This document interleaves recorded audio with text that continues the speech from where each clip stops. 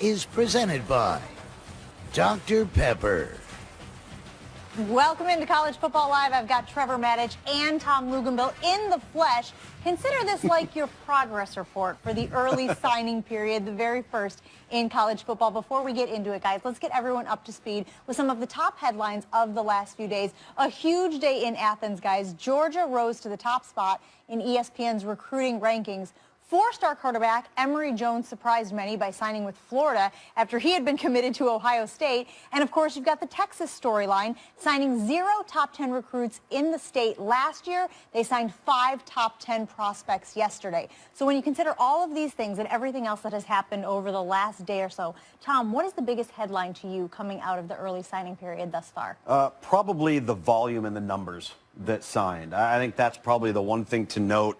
You go into this process, nobody really understands just what was going to happen, how many kids would sign, how many kids maybe came into the day that were verbally committed, and then they decide not to sign. But the number got big, and it got big fast. So I think that surprised me, probably surprised a lot of people too. Right, and it surprised me that Georgia just knocked it out of the park. Yeah. We're usually talking about Alabama being the dominant recruiter in the South, and all of a sudden Georgia has gotten the home team kids, the home state kids, to band together and say, hey, let's go to our home college and let's make it happen there. Last year in the NFL draft, in the last draft, 27 Georgia Bulldogs were drafted. Sure. Not a single one played for the Bulldogs.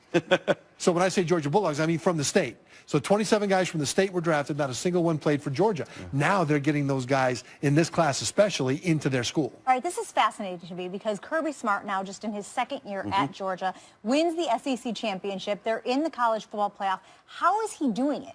You know, I think a lot of it has to do with the fact that he is convinced the best players in the state that his youth movement there at Georgia is worth latching on to. When Miami became the U back in the day, they weren't very good at football, but a couple of the biggest stars in South Florida got together and said, guys, let's go to Miami. Let's make this happen. They brought their friends that were juniors and sophomores, and the next thing you know, there was a pipeline of the best talent in the country going to the Miami Hurricanes. I think the same thing has started now at Georgia because of the number of 5-star and quality 4-star prospects that are going there. Well, and consider this. Consider the caliber of prospect and the position at which they play. What's the common denominator right now amongst college football's elite?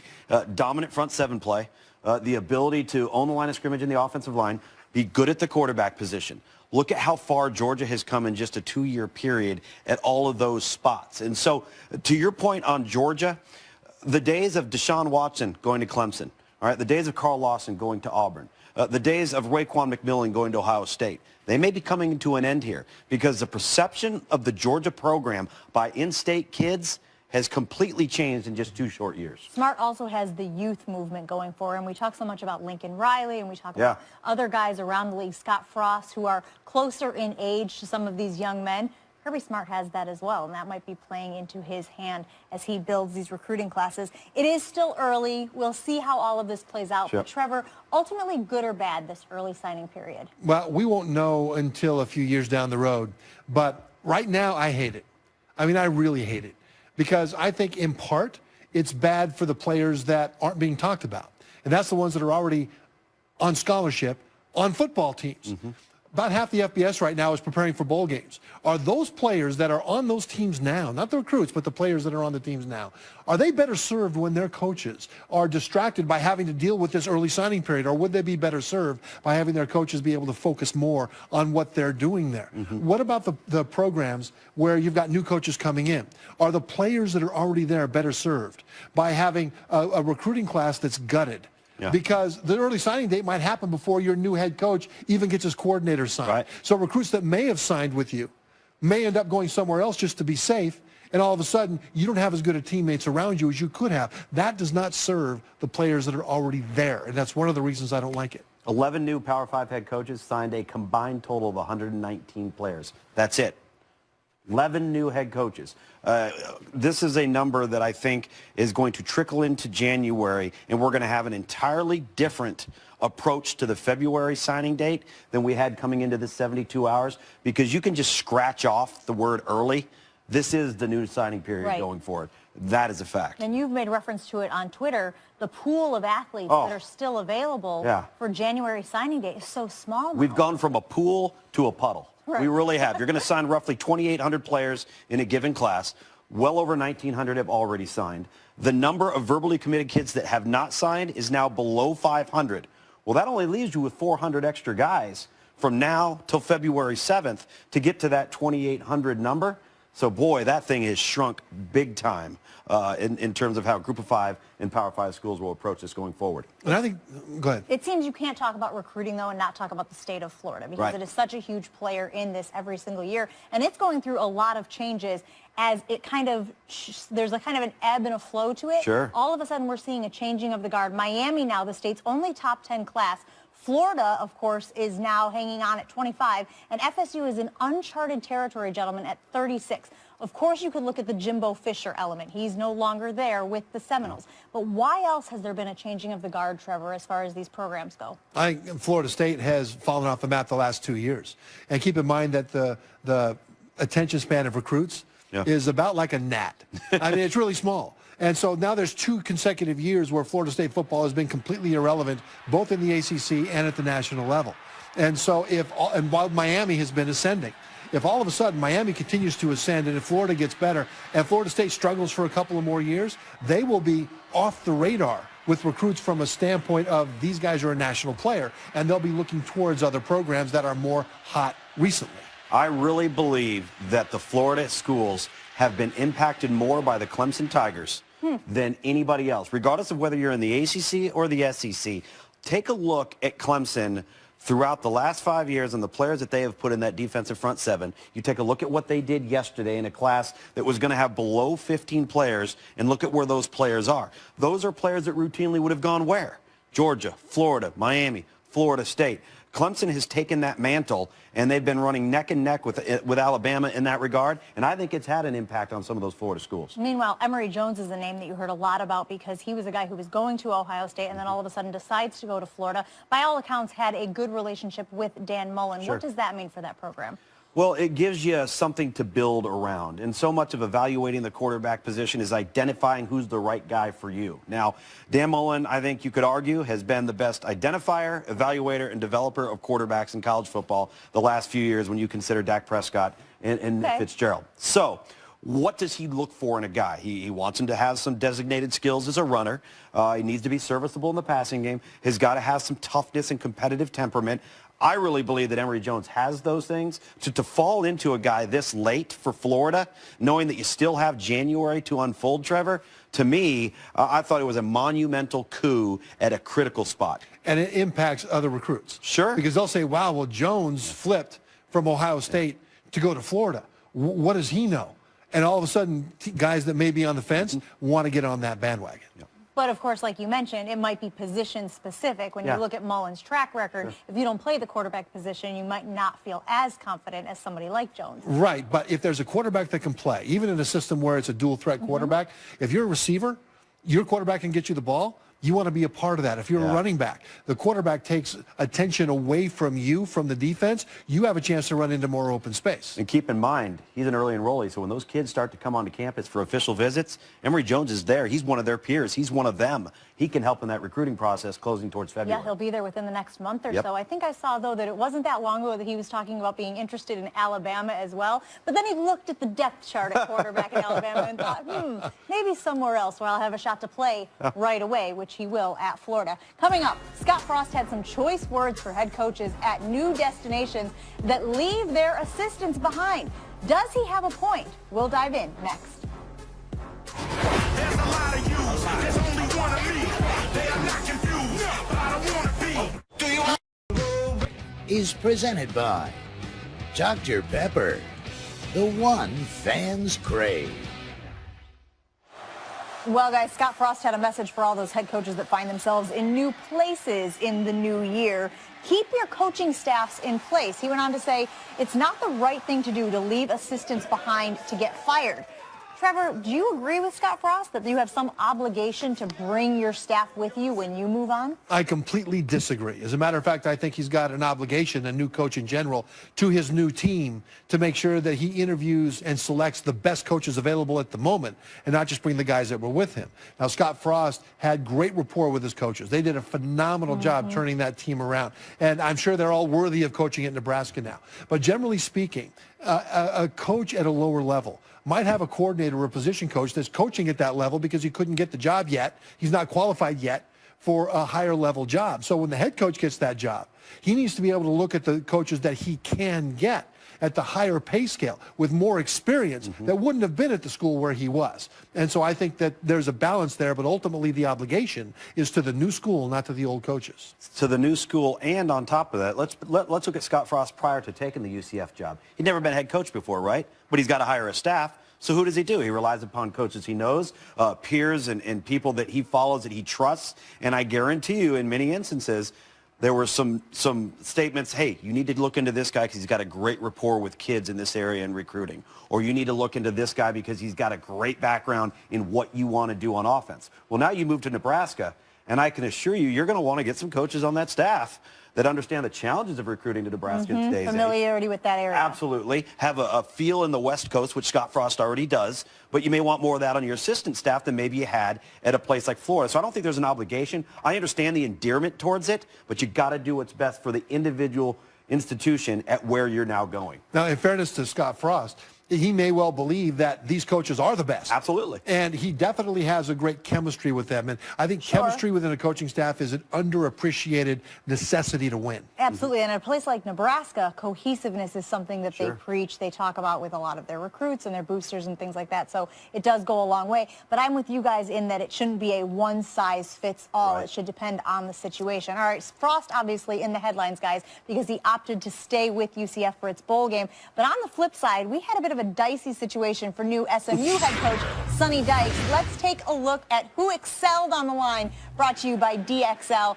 Louisiana Tech had 4 sacks as they steamrolled SMU 51-10 in the DXL Frisco Bowl last night. Lugs, do coaches owe it to their teams to coach in a bowl game, or when it's time to move on, is it time to move on? I think when you are taking another job, it is time to move on. And I think in this particular instance, Sonny Dykes moved on, but he should have moved on and done the exact same thing that Texas A&M and Jimbo Fisher is going to do. Evaluate what you have, evaluate the practices, stay out of the way, look at everything from a peripheral role, let that coaching staff get through the bowl and get out and move on. Last night was a disaster. For SMU football. I think you got to move on to the next point and be as least disruptive as you can be in the process. Right, but in this case, I think there was no good choice for SMU or really for Sonny Dykes. The only thing Sonny Dykes could have done really is to do what you said. Just stay out of the fray and let it take care of itself and not be in position to take the blame, because this was not Sonny Dykes' fault. The head coach, Chad Morris, goes to Arkansas. He takes his offensive coordinator with him. The guy calling the plays in that game was a graduate assistant in his second year at SMU. And so it wasn't Sonny Dykes' fault, but it appears now that it was. And this, again, we talked about Scott Frost and all of the people who were for him still coaching UCF.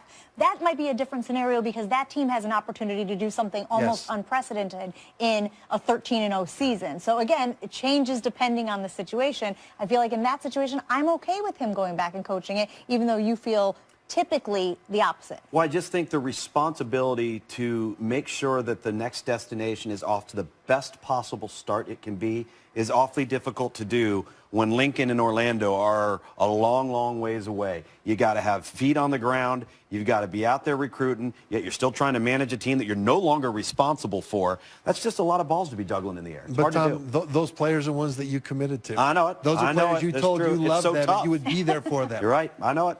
I know, but I'll say this. You can't spend another 3 weeks. I know. I will say this, though. Do you remember how those UCF kids responded knowing he was leaving in the locker room after the American? Incredible. They would have understood. They knew. I think they would have understood just as well if he had decided to just move forward, and I'm sure they appreciate him staying. There's no easy decision here when you choose to make that call. And again, a unique situation in that Frost is going back to Nebraska, his alma mater, a place that, you know, most people believe he would have ultimately ended up at. So again, every situation a little bit different. Guys, let's take a look at what the Progressive Bowl Challenge Cup looks like now. It is awarded to the FBS Conference with the best mark as a group during bowl season. How about Conference USA getting its 4th win last night when Louisiana Tech defeated SMU? They are now tied with the Sun Belt for best win percentage. And bowl season rolls on tonight with the Bad Boy Mowers Gasparilla Bowl. It is at 8 Eastern as the Temple Owls battle the FIU Panthers in Tampa. As always, you can catch this one on your ESPN app. Coming up, the great unknown quarterback prospect in this year's class, Josh Allen, is opting to play in Friday's bowl game for Wyoming. Is that a good decision? We'll decide. Keep out of race on the back of my cruise ship. Look, watch me do this. To College Football Live, presented by Dr. Pepper. Despite a shoulder injury that kept Wyoming quarterback Josh Allen out of his team's last 2 games, he will play in the famous Idaho Potato Bowl Friday against Central Michigan. Guys, obviously, there have been a lot of questions about the level of talent that Josh Allen has played against just because of where he suits up. Is this the right move for him to play, Trevor? If his goal is to go play in the NFL, no, it's not the right move.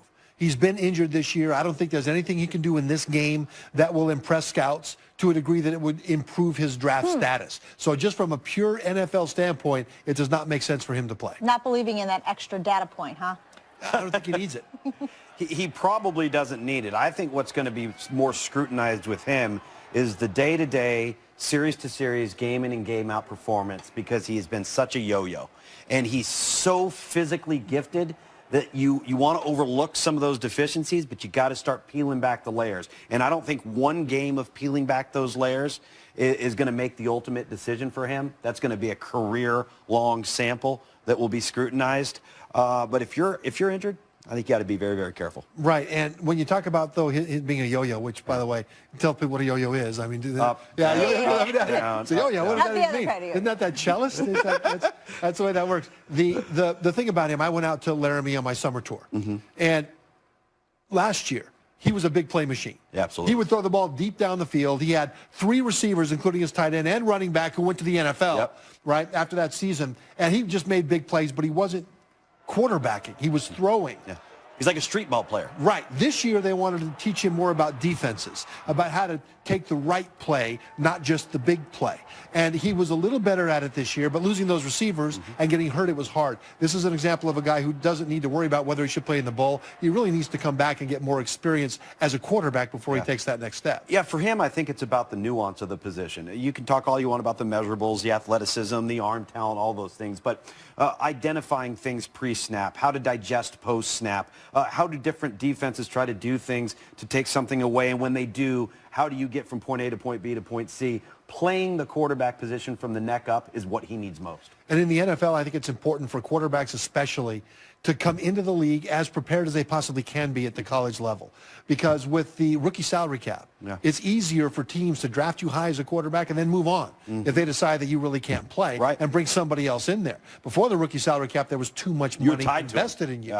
And really, the game at quarterback in the NFL is not physical. All these guys coming out of college can throw. They all look good on their pro day in shorts, throwing the ball into buckets and through tires. It's recognizing defenses and making decisions in a very short period of time. And that's something that if you can get more experience in college you'll be able to transition to the NFL with a little bit more oomph. And that has been a criticism at times of the college game, that guys are just being given the play. They're not going through progressions. And then, of course, when they get to the NFL, it's a steeper learning curve. His coach saying that this decision for him to play in the game is an indication of his competitiveness. That sounds a little like spin to me, but... But you know what I think it could be, though?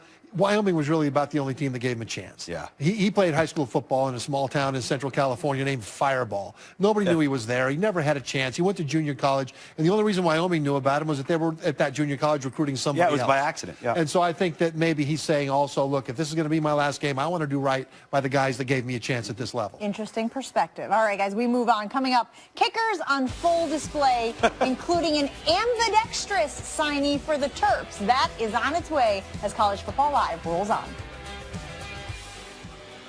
New Year's Day, we have the college football playoff semifinals on ESPN.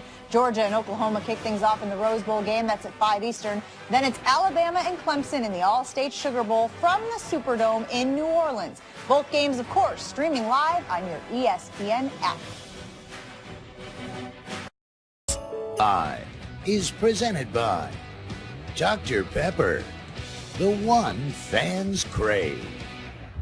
We've got a kicker-themed 3 and Out for you today on College Football Live. Kentucky signing a kicker named Chance 4. I guess it's better than Chance None, guys? No, that's a kicker equivalent of a boy named Sue. It doesn't matter, though. Pitt had a kicker named Chris Blewett, and he was a good kicker. He was good. Just kick it through the H. Just down the middle. My son's favorite player of all time from college football is still Jake Butt, so whatever. Future Maryland kicker Joseph Petrino can bang it from distance with both legs. Any advantage to that, guys? He's amphibious. Oh, wait. No. Ambidextrous. No, well, but if he can hit from both sides of the plate, he's in the wrong sport. But if he is amphibious, those rainy day games might That's not right. be so bad, I right? see what you did there. And congratulations to our own Joe Tessitore, whose son John signed with Boston College. Also a kicker, the number 16 prospect kicker in the country, guys. He is. Love it. He is the best of American youth, and he is accurate with his punts and his kicks. He can drop a punt or a kickoff anywhere you want it dropped. And he can kick off the ground already. Big Just news. a matter of time before he's more famous than his old man. Thank you so much for watching College Football Live with us here. We will have a break for bowl season. Then we'll be back after the College Football Playoff on January 2nd at 5 Eastern on ESPN2. 1 hour shows all week. How in the world are we going to fill 1 hour? Well, we'll have you guys on, I'm sure. There's plenty of nuggets. And by the way, nice boots. Thanks, pal. We can always break down his boots. Get your son. Happy holidays to all of you out there. Thanks for joining us here.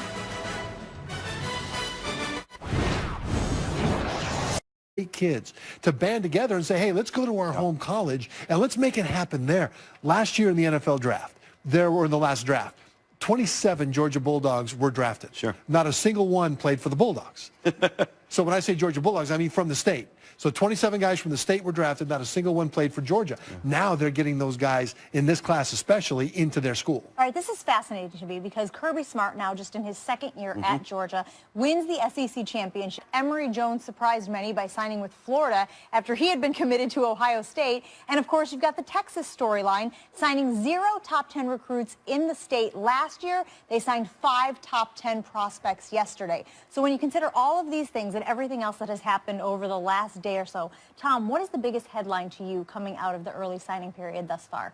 Probably the volume and the numbers that signed. I think that's probably the one thing to note. You go into this. If they're in the college football playoff, how is he doing it? You know, I think a lot of it has to do with the fact that he is convinced the best players in the state that his youth movement there at Georgia is worth latching on to. When Miami became the U back in the day, they weren't very good at football, but a couple of the biggest stars in South Florida got together and said, guys, let's go to Miami. Let's make this happen. They brought their friends that were juniors and sophomores, and the next thing you know, there was a pipeline of the best process. Nobody really understands just what was going to happen, how many kids would sign, how many kids maybe came into the day that were verbally committed, and then they decide not to sign. But the number got big, and it got big fast. So I think that surprised me. Probably surprised a lot of people, too. Right, and it surprised me that Georgia just knocked it out of the park. Yeah. We're usually talking about Alabama being the dominant recruiter in the South, and all of a sudden Georgia has gotten the home team kids, the home state. Is presented by Dr. Pepper. Welcome into College Football Live. I've got Trevor Maddich and Tom Luganbill in the flesh. Consider this like your progress report for the early signing period, the very first in college football. Before we get into it, guys, let's get everyone up to speed with some of the top headlines of the last few days. A huge day in Athens, guys. Georgia rose to the top spot in ESPN's recruiting rankings. 4-star quarterback